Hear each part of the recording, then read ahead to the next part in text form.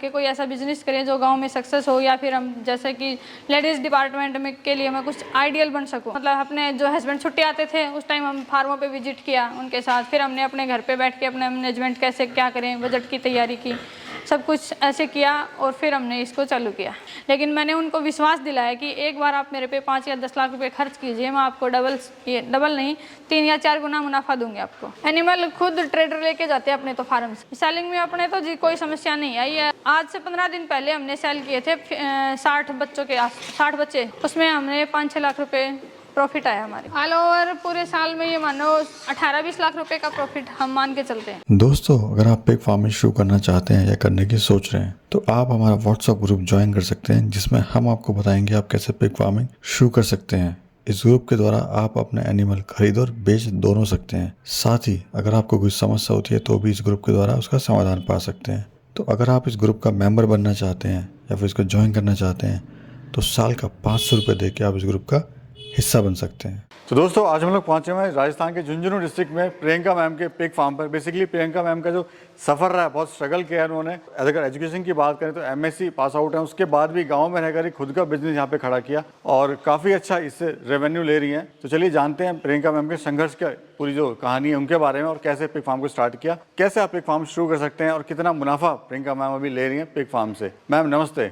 नमस्ते सर। कैसे हो मैम? बढ़िया है सर। पहले तो सबसे पहले आपको बहुत बहुत मुबारकबाद कि आप महिला होके गांव में रहकर ये पिग फार्म चला रहे हैं, जबकि गांव में पिग फार्म चलाना बहुत मुश्किल होता है। लोगों के ताने सुनने पड़ते हैं, लोगों की बातें सुननी पड़ती हैं। तो पूरा जो सफर है वो हम जानेंगे, कैसा आपको पिग फार्म का विचार आया, कितना आप इससे फायदा ले रहे हो और क्या क्या इसमें आपको समस्या आ रही है। तो सबसे पहले तो अपना परिचय दीजिए, हम लोग कहाँ पे खड़े हैं, क्या फार्म का नाम वगैरह है। My name Priyanka, district Jhunjhunu, Rajasthan. Priyanka ji, education के बारे में थोड़ा बताइए, क्या आपका एजुकेशन बैकग्राउंड है और कहाँ तक आपने पढ़ाई करी? मैंने एमएससी किया हुआ है। एमएससी करने के बाद में पिग फार्म का आपको विचार कैसे आया? मेरे हस्बैंड डिफेंस में है, उनके मतलब हम 4 कैंडिडेट थे और हस्बैंड डिफेंस में थे। एक गवर्नमेंट सर्विस थी हमारे पास, तो हमने सोचा कि उसके साथ साथ हम पढ़ाई को ना करके कोई ऐसा बिजनेस करें जो गांव में सक्सेस हो, या फिर हम जैसे कि लेडीज़ डिपार्टमेंट में के लिए मैं कुछ आइडियल बन सकूं। उसके लिए हमने अपने पिग फार्म का नेम भी आइडियल एग्रो पिग फार्म रखा हुआ है।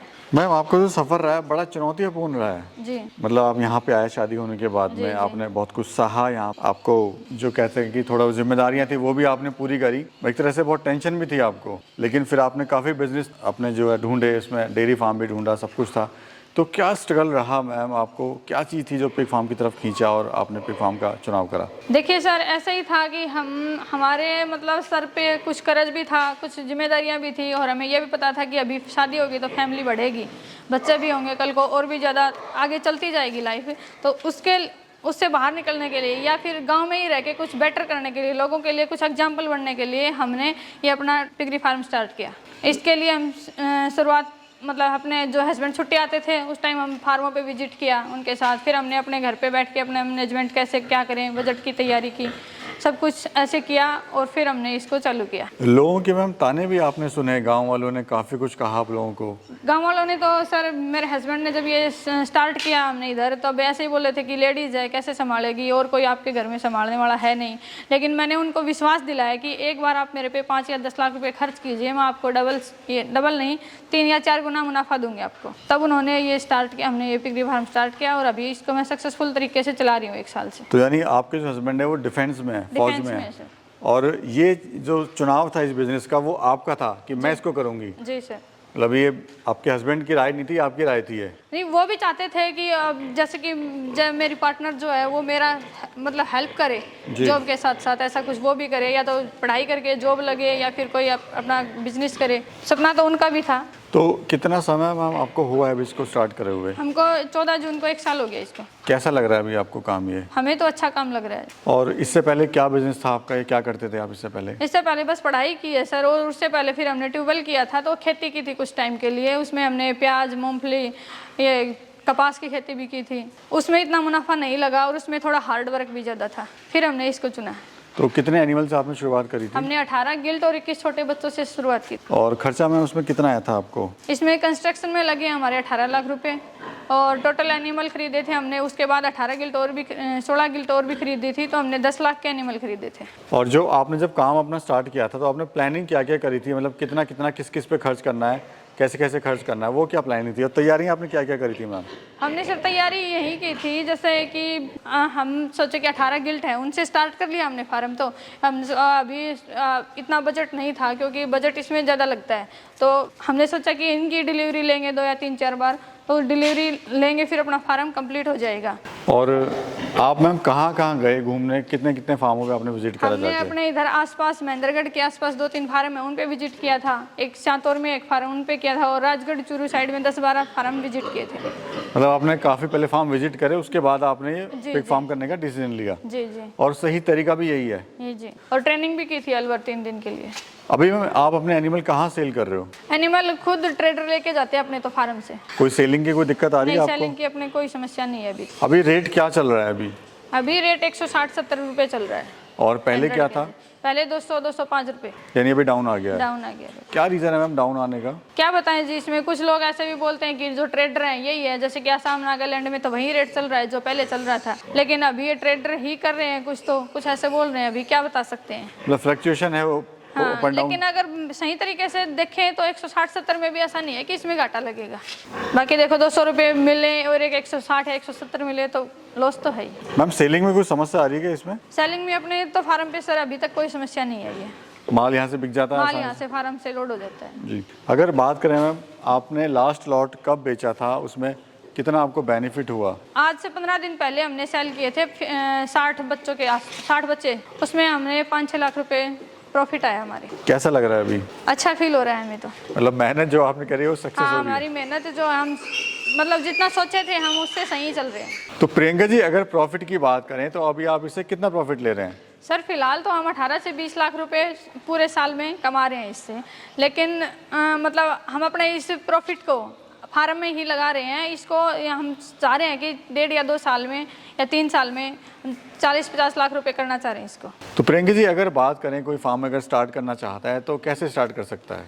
देखो, जैसे कि आज हम अब अच्छा प्रॉफिट कमा रहे हैं, तो ये प्रॉफिट ऐसा नहीं है कि हमें अभी से आ गया, एकदम से आ गया। हमने इसको स्टार्ट करने से पहले काफ़ी सारे फार्मों पे विजिट किया था और ट्रेनिंग भी किया था, और एक अनुभवी फार्मर जो था उसका साथ था उसका भी। तो मैं फार्मर भाइयों से यही कहूँगी कि आप एकदम से जल्दबाजी ना करें। कुछ टाइम, मतलब मेरा तो ये मानना है साल भर आप इसको विजिट में दो जी। उससे आप टाइम देखो एक बार कि क्या है क्या नहीं है, मार्केट में क्या चल रहा है, हम कैसे प्रॉफिट कमा सकते हैं।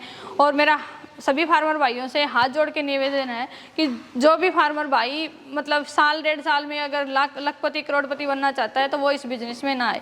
ठीक है मैम, खाने में आप इनको क्या दे रहे हैं? महाराष्ट्र वाली फीड दे रहे हैं। अच्छा, यानी आप फीड पे आप इनको पाल फीड रहे पे हैं? फार्म को किया हुआ है। अच्छा, हम एक सेगमेंट और भी देख रहे हैं कि वहाँ पर आपने जो है इसको होटल वेस्ट के एनिमल कुछ अलग आपने रखे हुए हाँ, हैं। ये सर जो हम जो फैटनर माल होता है ना, वो 50 kg के ऊपर हो जाता है, उसको हम होटल वेस्ट डालते हैं और थोड़ा बाकी बजट को कम करने के जी लिए। जी। और ये जो ब्रीड है मैम, कौन सी ब्रीड है, खासियत क्या होती है इसकी? लार्ज वाइट ब्रीड है अपने। और इसकी खासियत क्या होती है? देखो, ये एरिया के हिसाब से भी चलता है कुछ, हमारे तो इधर लार्ज वाइट ही फेमस है। और कितने बच्चे देती है ये? फर्स्ट टाइम की एवरेज हमारी 9 की है, ये 14-15 तक 14 या 16 बच्चे दे सकती है लास्ट तक। मैम, काम इतना अच्छा है, आप इतना सा पैसा भी कमा रही हैं, तो फार्म क्यों बंद होते हैं? क्या रीज़न है कि हमारे पे एक फार्मर है वो फेल हो जाते हैं, बंद कर देते हैं? कई फार्मर तो बजट का भी इश्यू होता है कुछ तो, और कुछ मैनेजमेंट में ही अच्छे तरीके से नहीं चलते हैं उसको। अभी हमने पहले से ही बजट को बैकअप नहीं लिया और ऐसे ही कहीं विजिट भी नहीं किया, कोई नॉलेज नहीं है, और ऐसे ही फार्म को चालू कर लिया। और फिर हम सोच रहे हैं कि जैसे हमने मेरे फार्म में ये मानो 18-20 लाख रुपए खर्च हो रखे हैं, तो हम सोचें कि 1 साल में ये सारे पैसे आ जाएंगे। ऐसा नहीं है, तो वो सोचते हैं कि इसमें तो कमाई नहीं आएगी। कुछ गाँव के लोग होते हैं वो ऐसे बोल देते हैं ये जो पहले करता था वो भी इसका बंद हो जाएगा, अभी इसमें कोई कमाई नहीं है, ये कहाँ से, ये कोई धंधा है, भंगियों का धंधा है, लोग तो ऐसे तक बोल देते हैं। तो ये सोच के भी बंदा ऐसे सोचता है कोई प्रॉफिट नहीं है। तो जो प्रॉफिट आने वाला होता है, जैसे कि कम से कम 3 साल लगेंगे प्रॉफिट आने में, उस टाइम तक बंदा पहुंच ही नहीं पाता, उससे पहले फार्म को बंद कर देते। रीज़न है कि समय देना पड़ेगा और प्रॉफिट आने में सही में आपको 3 साल लगेंगे। 3 साल लगेंगे। मैम, कभी आपको इस बिजनेस में नुकसान हुआ है क्या? हमें तो अभी तक कोई नुकसान नहीं हुआ है, हम काफ़ी खुश हैं और अच्छे तरीके से अपने फार्म को चला रहे हैं और हम प्रॉफिट ले रहे हैं। अभी मैम ये बताइए, 100 kg होने में कितना समय लगता है? कोई कहते हैं कि 6 महीने में तैयार होता है, कोई 7 महीने में कहता है। जी जी, 100 kg का बच्चा होने में 7 महीने लग जाते हैं। फीड और पे? उसमें हाँ फीड पे, और उसमें खर्चा आता है 12, 12.5, 13 हज़ार रुपये तक। और होटल वेस्ट पे मैम? होटल वेस्ट पे 9 महीने लग जाते हैं। कुछ लोग कहते हैं होटल वेस्ट करना सही नहीं होता, कुछ कहते हैं फीड सही होती है, तो आपकी नज़र में क्या है और कैसे इसको कर सकते नहीं हैं? देखो, ऐसा नहीं है कि होटल वेस्ट सही नहीं है, होटल वेस्ट भी सही है, लेकिन उसमें थोड़ा टाइम लगेगा तो इतना बजट कम लगता है उसमें। बाकी उसमें कोई घाटे वाली कोई समस्या नहीं है। और अभी कितना समय आप दे रहे हैं पूरे फार्म पे आप? हम फार्म में सुबह से हम फीड डालते हैं 1 घंटे तो उस टाइम देखते हैं, और 4 घंटे यानी कि 5-6 घंटे फार्म को देते हैं। शुरुआत में मैम कितना खर्चा आपको आया था टोटल? जो बजट था, आप कितना बजट लेके चले थे? 30 लाख रुपए बजट लेके चले थे। कितना कहाँ पे आपने खर्च किया? हमने 18 लाख कंस्ट्रक्शन में लगा दिया, 10 लाख के एनिमल खरीदे, और उसके बाद फीड आ रही है। अभी तक हमारे फार्म पे 20 लाख रुपए की फीड आ चुकी है। तो यानी अभी आप लगा ही रहे हैं इसको? लगा ही रहे हैं। इसमें लोन वगैरह मिलता है क्या? बताते तो है कि एनएलएम की स्कीम है, लेकिन देखो हमने तो 2-3 बार फार्म लगा लिया, हमारी तो अभी तक हुआ नहीं है, रिटर्न आ जाता है वापस फार्म। ठीक है। और पेमेंट वगैरह कैसे होती है मैम इसमें? पेमेंट इसमें हैंड टू हैंड होती है, जैसे कि ऑनलाइन भी कर देते हैं, कैश भी कर देते हैं। फार्म पर से जैसे गाड़ी लोड होती है उसी टाइम पेमेंट भी हो जाती है। मतलब ऐसा नहीं कि उधारी चलता है? नहीं, ऐसा कुछ नहीं। ठीक है। और ट्रेनिंग वगैरह मैम कहाँ से ले सकते हैं लोग? ट्रेनिंग अलवर में भी होती है, इसकी हिसार में भी होती है, और ये इतने अपने इधर राजस्थान में करना चाहिए तो झुंझुनू में होती है। वहाँ पे भी ट्रेनिंग कर सकते हैं इसमें। लेकिन ये कि ट्रेनिंग करके शुरुआत करें तो ज़्यादा अच्छा होगा, इसमें नुकसान होने के चांस कम होंगे।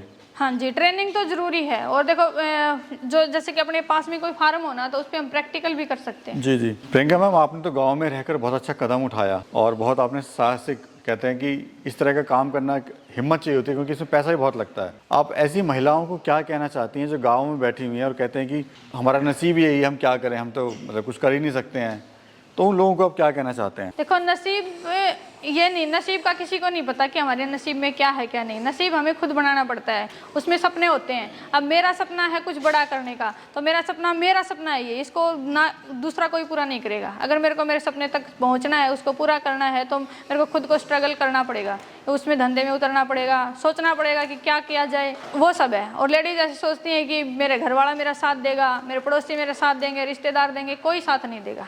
और जिस दिन सक्सेस हो जाएंगे उस दिन यही सब लोग हमारे साथ आएंगे और बोलेंगे कि हाँ, इसमें तो इसका तो हमें पता ही था ये कर सकती है। चलिए, बहुत बहुत शुक्रिया ma'am, thank you. Thank you.